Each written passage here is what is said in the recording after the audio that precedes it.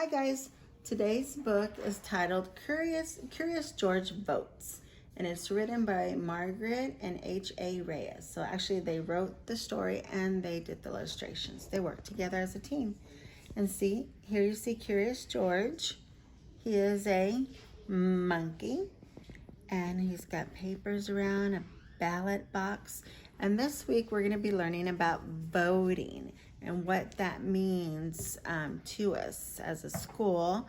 You might have heard that word voting a lot, maybe in your house or on the news. But this week there's a lot of voting going on for who's going to be president of the United States. And you guys are also voting for our gracias San Antonio. So let's read the story. Curious George votes. I wonder what he's going to have to vote on. And we're going to do activities this week with voting too. George was a good little monkey and always very curious. Curious means that he always wanted to know more and more things. One day, George visited the school with his friend, the man with the yellow hat. So they're going to school. Right there's the word school. We have our class on Zoom, but we do have a school, remember? And what is the name of our school? It's Pre-K for SA. Wait here, George, while I talk to Miss Wolf, the man said, and tried to be a good little monkey. I will be back in a few minutes. So he has to wait in the hallway. What do y'all see? Some chairs, a door with someone there. This is science classroom. That must be the teacher. The number 104, a clock. Ooh, I see some artwork for science up. George tried his best to sit still, but a school is full of things to interest a curious little monkey. A class of kids passed by. George wanted to walk in a line too. So they're walking in a line, one behind the other, and there he is. He is the last one, the caboose. Should he have gotten up and gotten in line with the kids? What do you think? Think about what the man in the yellow hat told him. The cafeteria buzzed with excitement. Ooh, cafeteria is a place where you eat. Kids were eating their lunches and talking about their favorite animals. They were getting ready to vote for a new school mascot. So a mascot is something that represents your school. Like, let's see, the Spurs, San Antonio Spurs. Their mascot is the coyote. My daughter goes to a school named Clark, and their mascot is a cougar. So their school is getting ready to vote. They were getting ready to vote for a new school mascot. Each child could choose a single piece of paper, that means one, with a tiger or an owl on it, and place it in the ballot box. Here's the ballot box. So they had to pick. The choices was either for owl or for tiger. And here it says vote owl, tiger for mascot, vote tiger, vote for owl for mascot. So there's different signs up. And at the end of lunch, the animal with the most votes would become the mascot. The bright posters were everywhere, and they were hard for Curious Monkey to resist, even one who was trying his best to be good. So he's trying to make good choices, but he's looking at those posters. I wonder what he's going to do. George wondered if the tiger's fur was as soft as it looked. He gave it a little pat. So he put his hand, he's touching it. Oh no, the paper landed in a heap. That means it fell, crumbled. He quickly put it up back on the wall, but something wasn't right. How is he putting it up on the wall? Can you see, Tiger? You can't. George wanted to fix his mistake. On a nearby table, he found a package of markers. So how is he fixing his mistake? That's right, he is drawing a picture of Tiger. That was better. And he hung it up. On the other side of the cafeteria, George found a girl telling everyone why they should vote for a tiger to be the new school mascot. Tigers are strong and fast, she said. So this girl's representing the tiger. That means she is saying her opinion as to why she thinks a tiger should win. And what about this boy? What do you think he's going to do? He has a poster with an owl. Let's find out. When the girl finished talking, she handed the microphone to a boy. Those are great points, the boy said. Also, he was being polite. But I think that an owl would make the best mascot because they can fly. George wondered how anyone can make a decision when they were both good choices. So she was trying to get people to vote for the tiger, and he was trying to get people to vote for an owl, and there's George listening. George got up and looked more closely at the posters. He tried to imagine what it was like to be an owl flying or hooting. So look, it looks like he's thinking about it. Then he imagined he was a tiger roaming. He got a little carried away. So here he's acting like he's thinking about what it would be like to be an owl flying and a tiger roaming. That means walking around. Some kids were handing out stickers with their favorite mascots on them. George wanted to be fair, so he took one from each kid.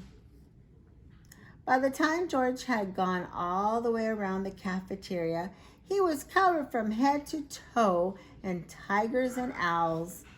He took a lot of different stickers, didn't he? And in y'all's supply bag, there is a bag that says, I voted. George was pointing to his new stickers, but when he got all the way around the room, he noticed something. The cafeteria was really crowded. That means it was really full of kids, with everyone getting ready to vote. The kids couldn't move around as easily as George. Look at him, he's standing on his hands. George wanted to make sure every kid got a sticker, so he went through the cafeteria, handing them out. Now he is passing out stickers. And here's a sign that says vote, the arrow, ballot box, and it looks like this girl, she picked either an owl or a tiger, and she only picked one, and she's putting it in the box. And it says mascot vote, tells them what they're voting for. George made his way back to the front of the cafeteria. On the table with the markers, there was a big, strange box. It had a slot in the top, that means a hole.